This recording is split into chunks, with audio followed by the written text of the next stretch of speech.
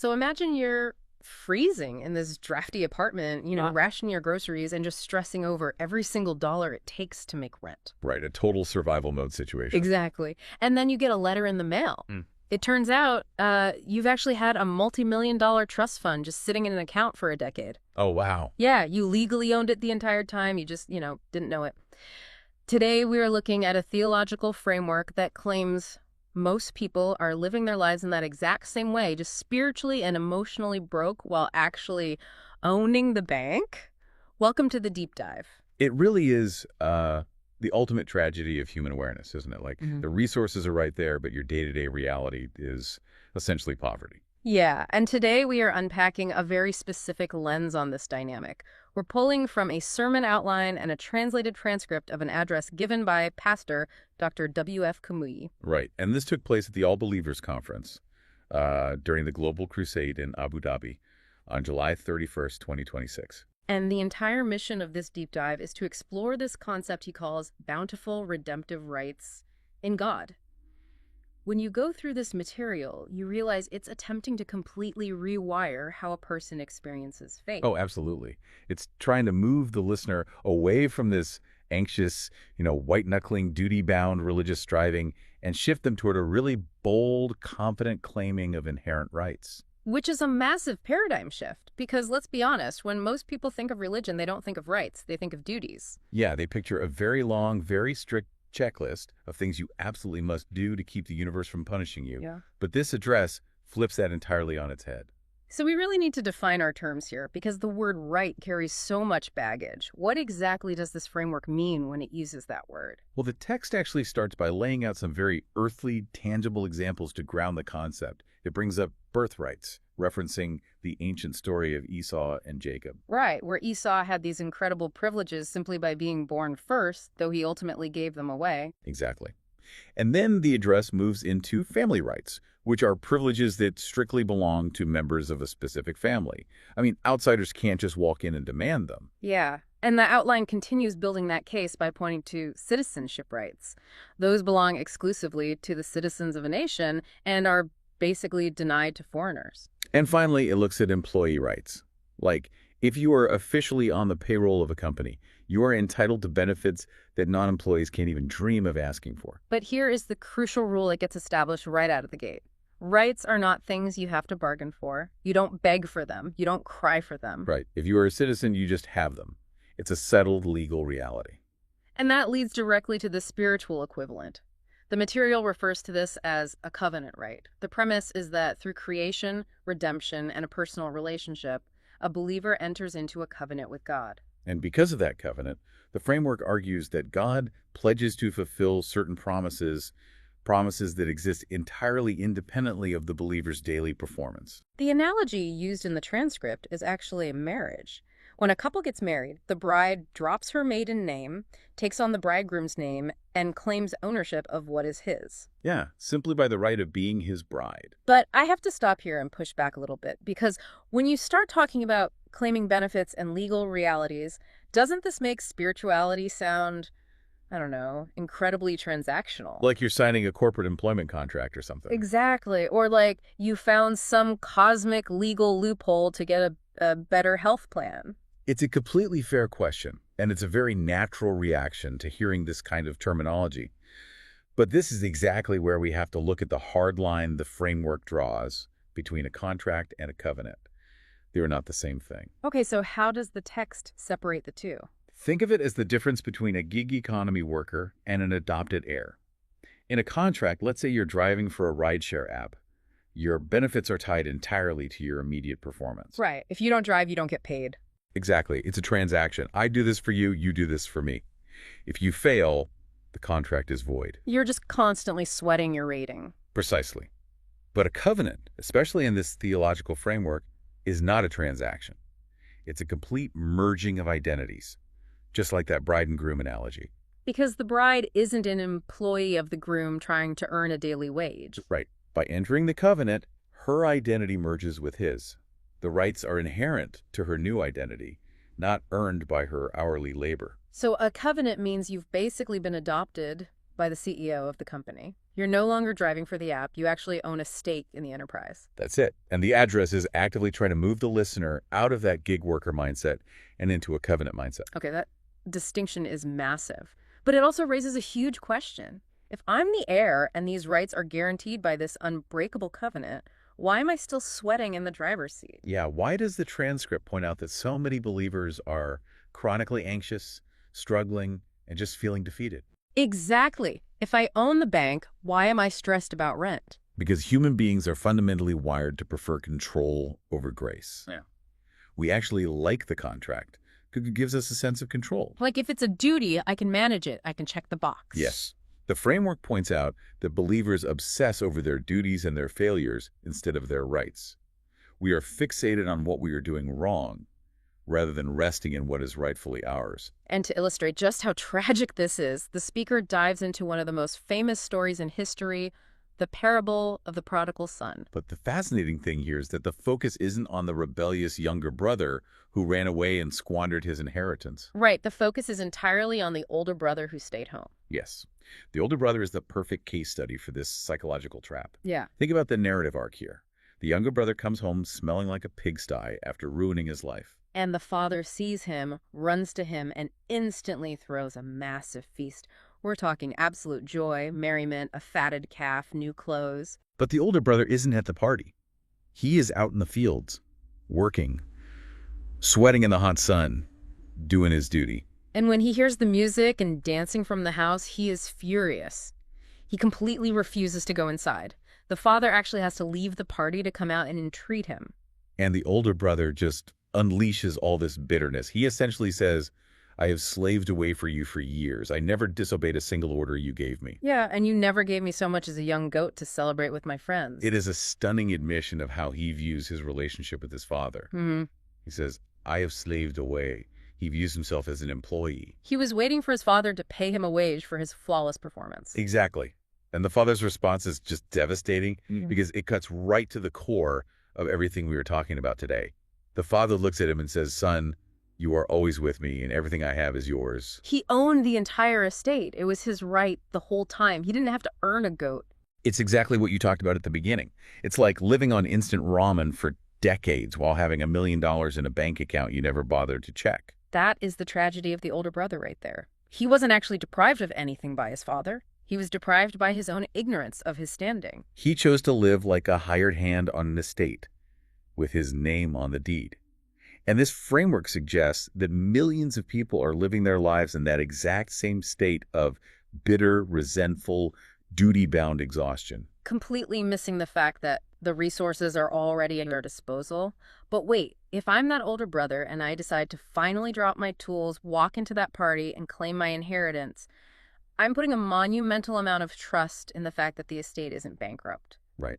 How does a person actually know these rights will be honored? Like, how do you trust the bank? You're hitting on the core requirement for this entire mindset to function. It requires absolute reliability of the promise maker. Okay, so how does the transcript build that case? The text sets up a very stark, almost uncomfortable contrast between divine faithfulness and human unreliability.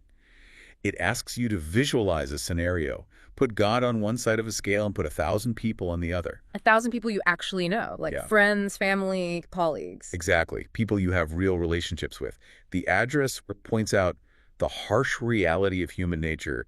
Those 1,000 people will inevitably fail you at some point. Yeah, they prove unfaithful, they forget their promises, they miss appointments. You wait for them in a crisis, they don't show up, and when you finally track them down, they say, oh, I'm so sorry, I forgot. And as Kui notes in the transcript, that doesn't just mean they forgot the appointment, it means they forgot you. It leaves you heartbroken and defeated. Right. Wait, hold on a second. When I was reading this part of the transcript, something really jumped out at me. It explicitly links this human disappointment to physical illness. Oh. It says that relying on people who fail you can actually lead to hypertension and high blood pressure. Did this address actually cross over from theology into making medical claims? It absolutely did. And it's brilliant because it's rooted in very sound psychology. Think about the human nervous system. When your survival, like your emotional or physical well-being, depends on a finite, fallible human keeping their word, your brain stays in a low-level state of fight or flight. You are just constantly calculating risk. Will they show up? Will they keep their promise? Am I safe? Exactly. You're constantly bracing for impact.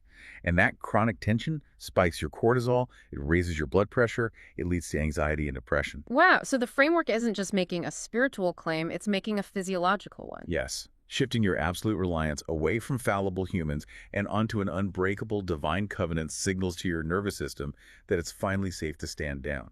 It argues that remembering God's faithfulness causes the unfaithfulness of men to simply fizzle away because your ultimate security isn't tied to them anymore. Because the text notes, His mercies are new every morning.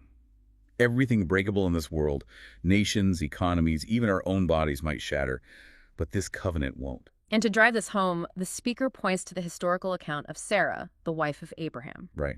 Sarah is presented as the ultimate antithesis to human unreliability. The text points out her situation. She conceived a child vastly past childbearing age. Decades had passed. Biology said no. History said no. Scientific knowledge dictated there was absolutely zero chance. But she held on to her right.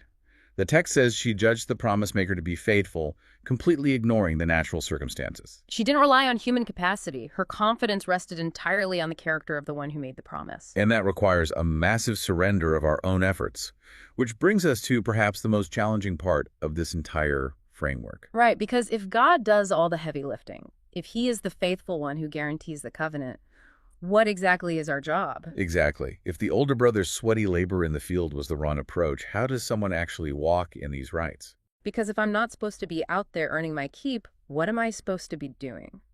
This is where the address launches a really fascinating critique against human effort, specifically going after concepts like righteousness and holiness. Now, for a lot of people, those words just sound like church jargon. Yeah. But in this context, righteousness really just means the human desire to prove that we are good enough. It's that desperate need to justify our own existence by showing how well we perform. It's the ultimate hustle culture applied to the soul. In many religious and even secular frameworks, being good enough is something you have to constantly strive and labor for.